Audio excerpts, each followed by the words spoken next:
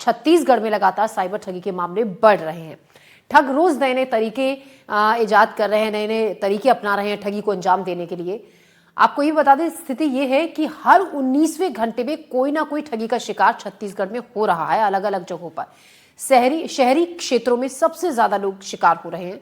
रायपुर संभाग में हर दूसरे दिन कोई ना कोई ठगी का शिकार हो जाता है, जबकि बस्तर संभाग में सबसे कम ठगी के मामले दर्ज हुए हैं।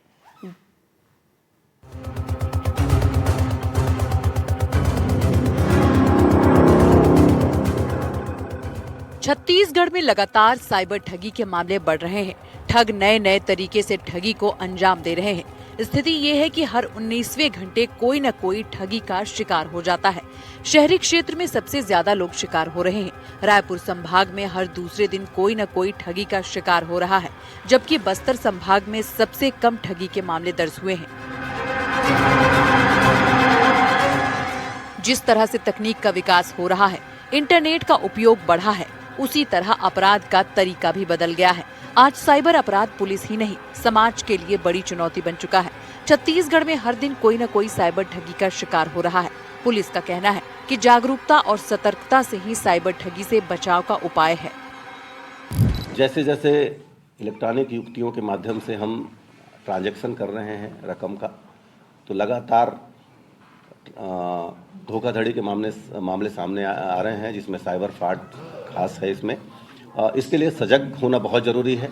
मैं लोगों से अपील करता हूं कि आप कोई भी इलेक्ट्रॉनिक युक्तियों का उपयोग कर रहे हैं तो उसके रूल्स रेगुलेशन जानें, उसके सुरक्षा के उपाय अवश्य जानें, और यदि आप ट्रांजैक्शन करके रकम ट्रांसफ़र करते हैं तो आप धोखाधड़ी का शिकार हो सकते हैं, इसलिए आपको जानना जरूरी है। जनवरी 2024 से नवंबर 2025 तक साइबर ठगी के 962 मामले सामने आए हैं। अब आपको बताते हैं कि कहां कितने लोग ठगी के शिकार हुए हैं। रायपुर 164, बिलासपुर 159, सरगुजा 81, राजनांदगांव 39, बस्तर 40, दुर्ग 34, बालोद 34, महासमुंद 28, बलौदाबाजार 25, बलरामपुर 24, गोरेला पेंड्रा मरवाही 26, सारंगगढ़ बिलाईगढ़ 16, दंतेवाड़ा 16, गरियाबंद 14, कबीरधाम 15, बेमेतरा 17। बढ़ रहे साइबर ठगी के मामले पर कांग्रेस सरकार को जिम्मेदार बता रही है। कांग्रेस का कहना है कि पुलिस का खौफ खत्म हो गया है, इसलिए अपराध बढ़ रहे हैं। वहीं बीजेपी का कहना है कि सरकार पुलिस लोगों को जागरूक कर रही है ताकि साइबर अपराध के लोग शिकार न हो। छत्तीसगढ़ में जब से भारतीय जनता पार्टी की सरकार बनी है, आपराधिक तत्व, अराजक तत्व बहुत ज़्यादा बेलगाम हो चुके हैं। साइबर ठगी के 900 मामले ही नहीं, आप देखिए लूट, हत्या, चाकूबाजी, डकैती की घटनाएं, बलात्कार की घटनाएं, सामूहिक बलात्कार की घटनाएं सब बढ़ गई हैं। और साइबर के ठगी घटनाओं की स्थिति है कि अब तो रसूखदार लोग, बड़े बड़े लोग इनके जरे में आ रहे हैं। पुलिस अधिकारियों के साथ ठगी हो रही है। तो ये बेहद ही दुर्भाग्यजनक है कि सरकार कानून व्यवस्था को संभाल पाने में पूरी तरीके से नाकामयाब साबित हुई है। पुलिस की साइबर सेल को और ज़्यादा आधुनिक किया जा रहा है, बहुत ज़्यादा मुस्तैद किया जा रहा है, लेकिन इसमें लोगों को भी पुलिस को सहयोग करना होगा, लोगों को भी जागरूक होना पड़ेगा। लगातार हम लोग जागरूकता अभियान भी चला रहे हैं, लोगों की कार्यशाला भी हो रही है, लोगों को इस बात से अवगत कराया जा रहा है कि इंटरनेट बहुत ज़्यादा सुविधा तो दे रहा है, लेकिन इसके माध्यम से लगातार जो फ्रॉड हो रहा है, जो ठगी हो रहा है, ये भी बहुत ही हमारे लिए चुनौती है। तो निश्चित तौर पर आने वाले समय में लोगों को समस्त पहलुओं से अवगत भी कराएंगे और साइबर सेल को और ज्यादा मजबूत करेंगे। इस दिशा में हम कार्य करते हैं। अपराध का तरीका बदला है और पढ़े लिखे ही साइबर ठगी के शिकार हो रहे हैं। ऐसे में जागरूकता ही अपराध से बचने का सटीक तरीका है, जिसके लिए पढ़े लिखे लोगों को अपनी समझ बढ़ानी होगी। रायपुर से एनडीटीवी के लिए जुल्फिकार अली की रिपोर्ट। और इसी पर बात करने के लिए हमारे साथ खास मेहमान भी जुड़ गए हैं। डॉक्टर रविंद्र उपाध्याय हैं हमारे साथ, रिटायर्ड एडिशनल एसपी हैं छत्तीसगढ़, और अक्षय वाजपेयी हैं साइबर एक्सपर्ट। साथ ही हमारे सहयोगी नीलेश त्रिपाठी भी हमारे साथ रहेंगे इसी खबर पर ज्यादा जानकारी के साथ। हम लोग करते हैं अपने खास मेहमानों का। अक्षय जी, मैं आपके पास आ रही हूँ। पहले जिस तरीके से मामलों में तेजी से इजाफा हो रहा है साइबर ठगी के मामलों में, जो चिंता की बात है वो ये कि तमाम अवेयरनेस के बावजूद बहुत पढ़े लिखे लोग साइबर ठगों के शिकार हो रहे हैं।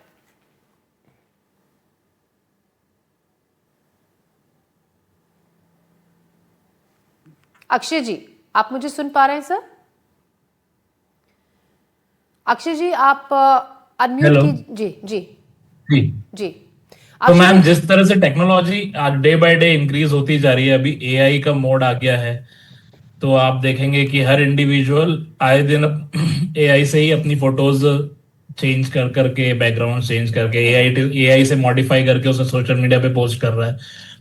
और अभी जैसा हम देख रहे हैं कि न्यू न्यू ईयर अब पास में आ रहा है, तो अब जो साइबर फ्रॉड होंगे वो फिशिंग वेबसाइट से सबसे ज्यादा होंगे, क्योंकि जो बड़े बड़े रिजॉर्ट्स हैं, पार्टीज जहाँ पे इवेंट्स वगैरह होंगे, जी। तो उनकी फिशिंग वेबसाइट सब ज्यादा बनेंगी, जिससे लोगों को अट्रैक्ट किया जाए, उन्हें पासेस पे डिस्काउंट दिए जाएं, फिर वहां पर लोग ट्रांजैक्शन करेंगे, जिससे वो फ्रॉड की कैटेगरी में आ सकता है। क्योंकि लास्ट ईयर भी यही सेम चीज हुई थी और अभी भी ये चीज चालू हो चुकी है ऑलरेडी। जी। तो आप बता रहे हैं जिस तरीके से कि नया साल करीब है और अब पार्टियों का दौर चलेगा, सेलिब्रेशंस होंगे, उस दौरान भी लोगों को एक तरीके से फंसाने के लिए इस तरीके की नई नई वेबसाइट्स को क्रिएट किया जाएगा। हमारे साथ डॉक्टर रविंद्र उपाध्याय भी हैं, रिटायर्ड एडिशनल एसपी हैं छत्तीसगढ़ से। डॉक्टर रविंद्र उपाध्याय, आपको क्या लगता है, अगर कुछ और ऐसा क्या करने की जरूरत है जिससे साइबर ठगी के मामलों में कमी आए? क्योंकि लगातार मामलों में बहुत तेजी से इजाफा हो रहा है और लोगों को तमाम अवेयरनेस के बावजूद इन ठगों के शिकार लोग हो जाते हैं, बहकावे में आ जाते हैं और अपनी लाखों की रकम को उनके अकाउंट में ट्रांसफर कई बार कर देते हैं। देखिए, इसमें एक सबसे जो प्रमुख बात आती है, किसी भी तरह, किसी समाज में या किसी व्यक्ति के लिए या हमारे देश के लिए, मुख्य बात है प्रलोभन और आकर्षण। जी। मूल मुद्दा साइबर अपराध के पीछे यह है कि आप यदि किसी आकर्षण या प्रलोभन में नहीं फंसते हैं, तो आप निश्चित रूप से साइबर अपराध से बचे हुए हैं। साइबर अपराध जो है एक बहुत बड़ा धोखा है, और ये धोखा जब पर्दे के पीछे होता है तो आदमी को निश्चित रूप से आर्थिक हानि होती है। तो हम ये देख रहे हैं कि हमारे समाज में लालच जो है ये कूट कूट के अब आता जाता है। हर आदमी को पैसे कमाने की जो मानसिकता है वो ऐसी हो रही है कि मैं 5 साल में इतना पैसा कमा लूं, 2 साल में इतना कमा लूं। तो ये जो समस्या आ रही है वो मानसिकता की है। इसमें हम लोगों को जो साइकोलॉजिकल प्रेशर है दिमाग में लोगों के कि हमको जल्द से जल्द अमीर बनना है, बड़ा बनना है, तो उसके पीछे जब प्रलोभन आते हैं, आकर्षण आता है, आदमी उसी आकर्षण प्रलोभन फंस जाता है। तो साइबर के पीछे सबसे बड़ा जो पर्दा है वो प्रलोभन और आकर्षण का है। चाहे वो आप जैसे हमने बताया कि नए साल के रिजोर्ट के लिए अगर विज्ञापन आ रहे हैं या अन्य विज्ञापन आ रहे हैं, नौकरी के लिए विज्ञापन आ रहे हैं, या आपको रोजगार देने के लिए आ रहे हैं, या अन्य जिस तरह की बात है, विदेश ले जाना है, देश घुमाना है, किसी तरह का भी आकर्षण जो है वो आपको परेशान करता है। दूसरी बात यह है कि जो आपने एक बात पूछी मुझसे, और जो अभी वाजपेयी जी ने बोला कि आकर्षण प्रलोभन से बचने के लिए जो कैंपेन हो रहे हैं हमारे, वो कैंपेन में कहीं ना कहीं जागरूकता, जो आपने बोला ना, जागरूकता में कहीं ना कहीं कमी है। अभी मैं खुद संतुष्ट, मैं पुलिस विभाग में रहा हूं और मैं इस बात को जानता हूं कि जो कैंपेन चल रहे हैं वो केवल पुलिस ही चला रही है। क्या अन्य संस्थाएं नहीं चला सकती? क्या एजुकेशन डिपार्टमेंट नहीं चला सकता पुलिस से मिलके? या अन्य विभाग जो सतर्कता रखते हैं वो नहीं चला सकते? पुलिस ही अपने तरफ से जो व्यक्तिगत प्रयास करती है, लेकिन पुलिस के पास इतने सारे काम हैं। उसको वीआईपी ड्यूटी देखना है, लैंड ऑर्डर देखना, अन्य काम है, उसके अलावा ये काम है। तो वो साइबर ठगों को पकड़े, साइबर क्राइम को पकड़े, उनको डिटेक्ट करे, उनके लिए परेशान हो, या फिर अवेयरनेस प्रोग्राम चलाए। अवेयरनेस प्रोग्राम एक है टुकड़ा उसका, पुलिस का, लेकिन मैं नहीं जानता, मैं जहां तक समझता हूं कि अभी उतना ज्यादा सार्थक नहीं है। इसमें सबसे बड़ी बात है अवेयरनेस की, सबसे ज्यादा अवेयरनेस चलना चाहिए कॉलेजों में और स्कूल में। जो 10वीं क्लास के बाद लड़के हैं वो सजग सतर्क हो गए हैं आजकल, वो इंटरनेट से भली भांति परिचित हैं।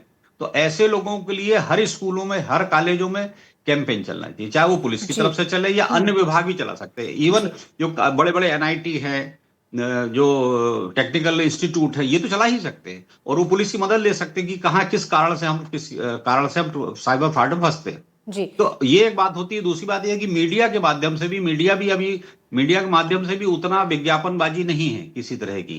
कभी कभी थोड़ा बहुत दिखता है, या कि जब आप फंस जाते हैं तब आप जाते हैं देखने के लिए कि हम क्यों फंस गए, ये कारण होता है। लेकिन अभी तक जो बिल्कुल हमारी भी यही कोशिश होती है कि जब इस तरीके के मामले सामने आए तो लोगों में अवेयरनेस फैलाई जाए, और इसीलिए हम ऐसी खबरों को दिखाते हैं, एक्सपर्ट्स को अपने मंच पर बिठाते हैं।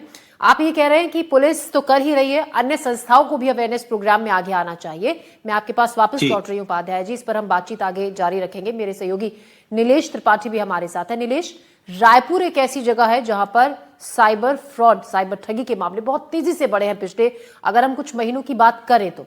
क्या जो जांच एजेंसियां हैं, क्या इसके लिए अब आगे किया जा रहा है ताकि ऐसे मामलों में कमी लाई जा सके? क्योंकि ऐसे बहुत से मामले की रिपोर्ट आपने की है, क्या लगता है आपको किस तरीके पे, किस लेवल पर काम हो रहा है? देखिए, रायपुर पुलिस या फिर पूरी छत्तीसगढ़ पुलिस की बात कर लें तो साइबर ठगी या ऑनलाइन ठगी या डिजिटल अरेस्ट के जो अलग अलग घटनाएं, जो इससे को रिलेटेड घटनाएं हैं वो हो रही हैं, तो उसको लेकर जागरूकता अभियान पुलिस द्वारा चलाया जाता है। और जो 1930 नंबर है जिस पर तत्काल अगर कोई भी ऐसा शक हो और तो तत्काल उसको कंप्लेन करके कम से कम पैसों को होल्ड कराने में जो भूमिका रहती है उसको लेकर भी जागरूक किया जा रहा है। जी। लेकिन सबसे बड़ा सवाल वही, जैसा रविंद्र उपाध्याय जी ने भी कहा, कि इसको रोकने के लिए सिर्फ पुलिस ही या फिर कोई एक जो विभाग है वही सिर्फ जिम्मेदारी नहीं निभा सकता, इसमें खुद भी लोगों को अवेयर होना पड़ेगा। जी। क्योंकि जो सबसे ज्यादा मामले आते हैं जो इस तरह की ठगी के शिकार होते हैं उनमें ज्यादातर लोग पढ़े लिखे लोग होते हैं, यानी कि जो अच्छी शिक्षा लिए लोग होते हैं, जो कोई टेक्निकल की अच्छी पढ़ाई किया हुआ है, कोई मेडिकल की पढ़ाई किया हुआ है, कई बार डॉक्टर इस तरह के उसमें फंस जा रहे हैं, कई बार आईआईटी के प्रोफेसर के भी मामले छत्तीसगढ़ में आए हैं जो कि ऑनलाइन ठगी के शिकार हुए हैं। तो ऐसे में उनको जागरूक होने की ज्यादा जरूरत है। अभी जब न्यू ईयर पे स्पेसिफिक बात कर लें हम अगर ज्योति, क्योंकि इस तरह के मामले तो हरदम आते हैं, लेकिन जो न्यू ईयर के समय जिस तरह का वो किया जा रहा है, जो एक तरीका अपनाया जा रहा है इस ठगी को देखने वो करने के लिए, उसमें कुछ मामले ऐसे आए हैं जिसमें इस बात को लेकर कॉल किया जा रहा है कि आपको कोई गिफ्ट भेजा हुआ है, उस गिफ्ट को आप तक सप्लाई करना है और उसके लिए आपको कोई रकम नहीं देनी है, क्योंकि आपके पास गिफ्ट आना है तो बस एक ओटीपी चूंकि देना है, वो तो ओटीपी आप दे दीजिए। इस नाम से भी ठगी की जा रही है। और जो अवेयर नहीं है या इस तरह की लालच, जिसका रविंद्र जी ने भी जिक्र किया कि लालच में आकर जो लोग हो जाते हैं कि चलिए मुफ्त में गिफ्ट मिल रहा है तो क्या दिक्कत है, एक नंबर ही तो बताना है, तो वो ओटीपी बता देते हैं और उस तरह से वो ठगी के शिकार हो रहे हैं। न्यू ईयर में इस तरह की हो रही है। इसके अलावा जो अक्षय जी ने बात की फिशिंग साइट्स के माध्यम से, कि आपको अगर कहीं घूमने जाना है, वीकेंड प्लान कर रहे हैं, न्यू ईयर पे जा रहे हैं, तो उसके लिए कई सारे रिसोर्ट या फिर पार्टी जहां पर ऑर्गेनाइज की जा रही है वहां के टिकट लेने हैं या यहाँ पर अपनी सीट बुक करनी है, तो उसके लिए आप ऑनलाइन सर्च कर रहे हो और ऑनलाइन सर्च होने के बाद आपके पास कुछ विज्ञापन आ जा रहे हैं और उसमें सिर्फ एक क्लिक आप कर रहे हो तो आपके पैसे चले जा रहे हैं। तो इस तरह से टारगेट किया जा रहा है। दो तरह के माध्यम अपनाए जा रहे हैं न्यू ईयर को लेकर, एक फिशिंग वेबसाइट्स के माध्यम से और दूसरा गिफ्ट, कि आपके लिए न्यू ईयर पर किसी ने गिफ्ट भेजा है, क्रिसमस पे किसी ने गिफ्ट भेजा है, तो उसके लिए ओटीपी देना है।